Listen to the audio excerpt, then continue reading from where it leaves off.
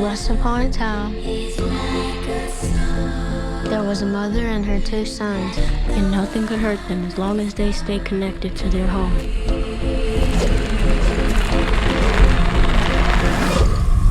But the evil out there is clever. One touch without a rope on is all it takes.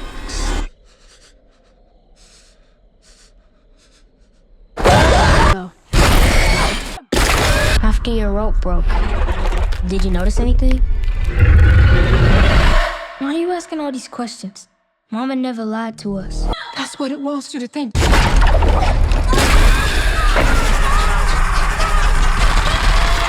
Say it. Never let go.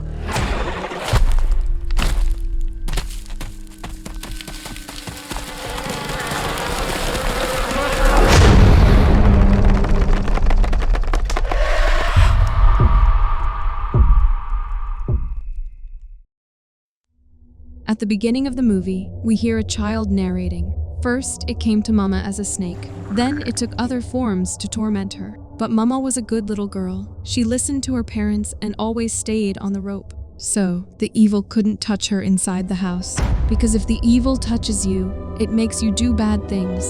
Suddenly, a woman wakes up from a bad dream. She walks to the door, holding a lamp, and recites a prayer. As she steps outside, she hears the chirping of a frog. She carefully sits down, attempting to catch the frog, but finds nothing. Then, a strange voice comes from behind her, and she turns to see a terrifying man standing there. She then goes upstairs to wake her two children, Sam and Nolan. The narration continues. Mama says there is only love inside of us. That's why the evil wants us so badly. He wants to destroy this love, make us turn against each other, kill each other, like it made the people in the world do. All it needed one touch, without the rope on, and then not even the house can save you. The next morning, we see the three of them leaving the house.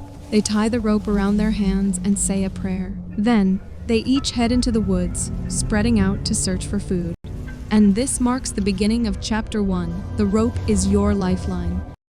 While searching for food, Mom notices a man walking and staring at her.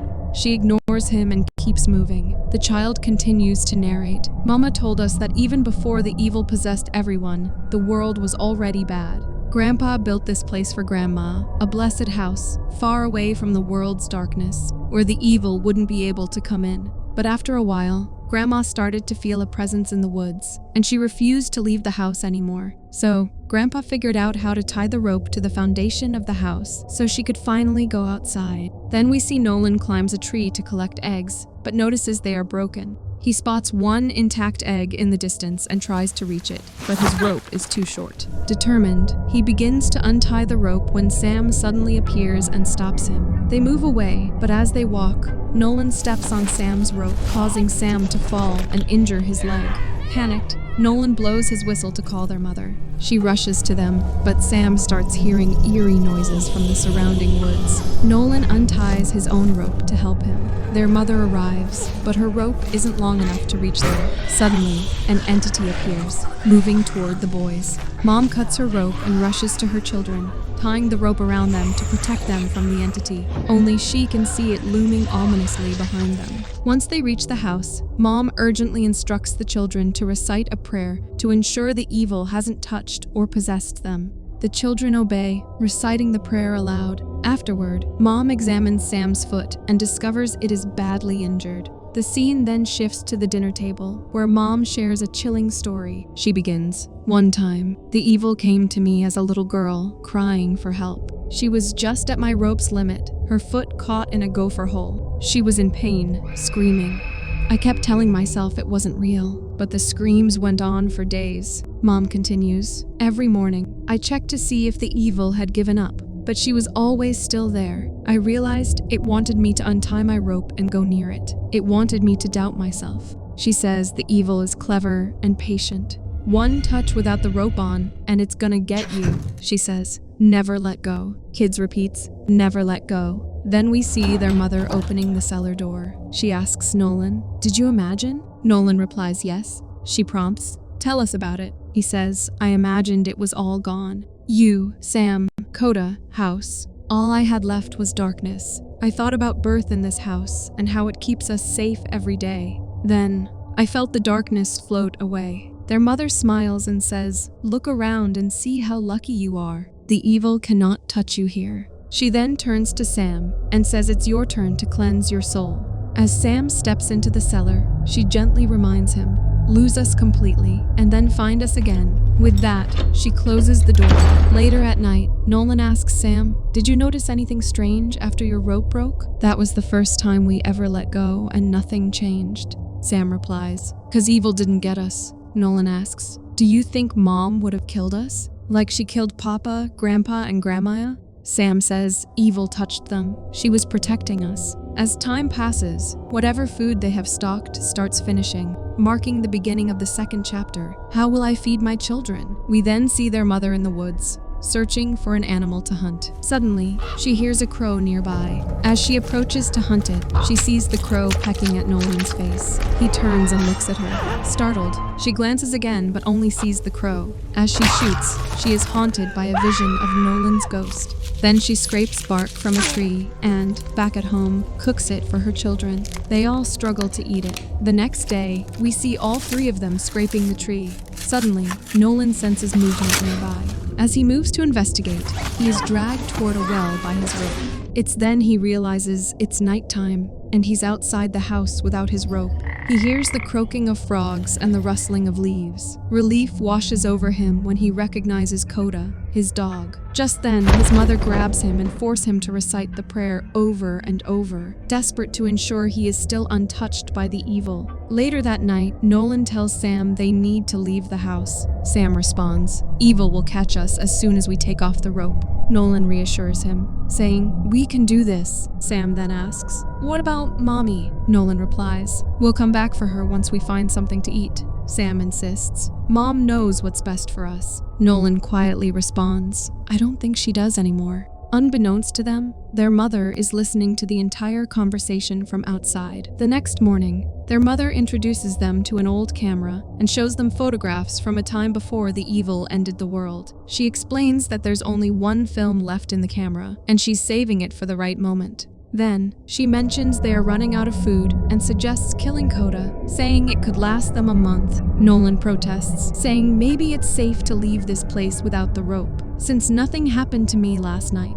Their mother responds, "The evil wants you to doubt me." Nolan shouts back, "What if you're wrong? What if the world is still out there?" She screams, "There is no world out there. It's either the house or the evil." Nolan takes Coda outside and sits, hugging him tightly. Just then, his mother appears and picks up her weapon. Without a word, she takes Coda from Nolan's arms and heads toward the greenhouse. Nolan screams, crying out desperately for Coda. As their mother takes Coda inside the greenhouse, she hugs him tightly and cries. She thanks him for taking good care of them. With trembling hands, she aims at Coda. Suddenly, Nolan appears, saying, "It's not real. You need to see that there's nothing to be afraid of." He swiftly cuts the rope, finding her, and locks her inside the greenhouse. Panicking, his mother screams to open the door. She screams, "The evil is real, and I brought it here. If it touches me, it will make me kill you." Desperately, she shatters the window glass. Just then, an entity appears and tries to haunt her. Entity says, "I told you, I am gonna make you eat your babies." But before the entity can reach her, she slits her throat, ending her life.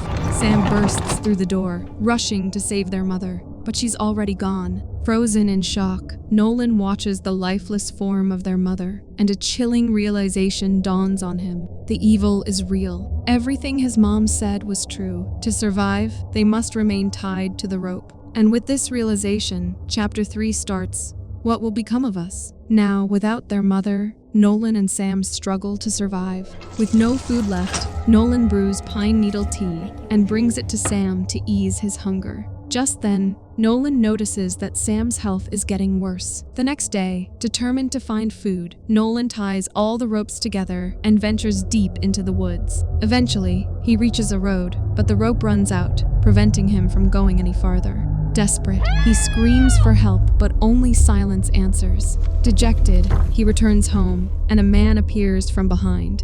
The man says he was hiking and heard someone screaming for help. "Was that you?" Nolan explains. "My brother is sick. and we need food. The man offers help, saying he has food in his bag. Suddenly, Sam appears, holding their mother's weapon. The man raises his hands, trying to calm him, but Sam accuses, "You killed my mom." Confused, the man pleads, "This is a misunderstanding. I'll leave right now," Sam orders. "Don't move." Nolan interjects, "What if he's a real person?" Just as the man tries to go back, Sam shoots. The man cries out in pain, stumbling toward the woods. Nolan chases after him and finds the man lying on the ground. We see that the man has already called 911 for help. Desperate, Nolan snatches the man's bag and returns to his home. Nolan, starving and desperate, begins eating the food from the man's bag. He then offers some to Sam, but Sam refuses. Nolan says, "Mom lied to us about the evil. We're not the only ones left in the world." Sam shouts, "She killed herself to keep us safe. And you still won't believe it?" Later that night, Sam, still hungry, begins munching on the food from the man's bag, finally satisfying his appetite. He then digs through the bag, finding the man's wallet. Inside, he discovers a photograph of the man with a young girl, and also a flashlight. As Sam sits outside, holding the flashlight, he hears a strange noise coming from the greenhouse.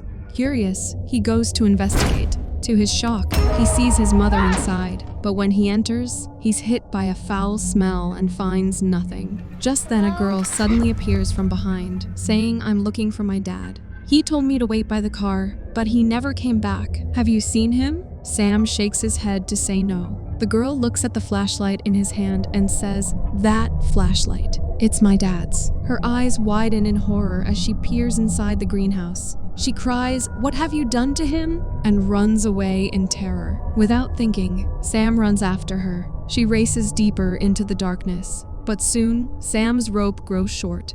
In desperation, he unties it, saying, "I know she's real." As Sam drops the rope, he watches the girl run further into the dark woods. He sprints after her. As he stops and looks around, he sees multiple hands crawling up the trees, sending a chill down his spine. Startled, he hears eerie, unnatural noises echoing from the trees. His eyes dart upward in panic. We see the girl crawling down the tree behind him. Suddenly, she appears and leaves her tongue to Sam's hand. The tongue slides up his sleeve and into his mouth, forcing its way inside, and Sam's eyes glaze over as the possession takes hold. The scene shifts to Nolan, who suddenly realizes Sam is missing. He ties a rope and notices a flashlight lying on the ground. As he picks it up, he hears Sam calling him. He moves to check, but is startled. He sees Sam cutting his rope. Just then, he turns back and finds Sam there. Startled, Nolan runs back to the house. Once inside, he hears footsteps above. He follows the sound upstairs and finds Sam sitting on a bed. Cautiously, he enters the room and asks, "Why did you cut my rope?" Gripping Sam's hand, Nolan begins reciting a prayer. Before he can finish, Sam suddenly attacks him with a knife. Nolan manages to escape, slamming the door shut and locking it behind him. Sam blocks the door with the bed, then turns on loud music and sets the curtains on fire. Realizing the house is burning, Nolan rushes to the window. To his horror, he sees Sam calmly sitting outside. Nolan climbs out through a window, pressing himself against the house to stay protected. Sam taunts him. "The house won't protect you anymore." Desperate, Nolan climbs back into another room. Suddenly, he hears his mother's voice calling his name. Meanwhile, Sam casually takes a selfie in front of the burning house. Inside, Nolan sees his mother. She says, "You destroyed your whole family, and I didn't even have to touch you." Nolan insists, "You're not my mama," she replies. "I am the darkness that was inside her. I am the darkness that flows in your blood. All you got to do is let go." Nolan says, "I can't," and rushes downstairs. He flings open the cellar door. As the entity approaches, he shoves her inside and leaps in with her, slamming the door shut. He holds her tightly, refusing to let go.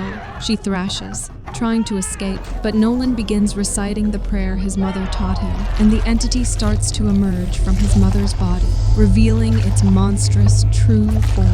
Nolan's voice breaks as he screams, "I love you, Mama." The entity pauses, then embraces him, and in that moment, it dissolves into nothingness, vanishing into the dark. The scene then transforms to a rescue team, lifting Nolan to safety, hoisting him into a helicopter. Exhausted and dazed, Nolan asks, "Where's my brother?" A rescuer shows him Sam lying nearby. Relieved, Nolan says, "We're free." Then we see the photograph Sam had taken earlier, showing the entity's hand on Sam's shoulder. It indicates that the darkness still lingers within Sam, now unleashed into the world. And the movie ends here.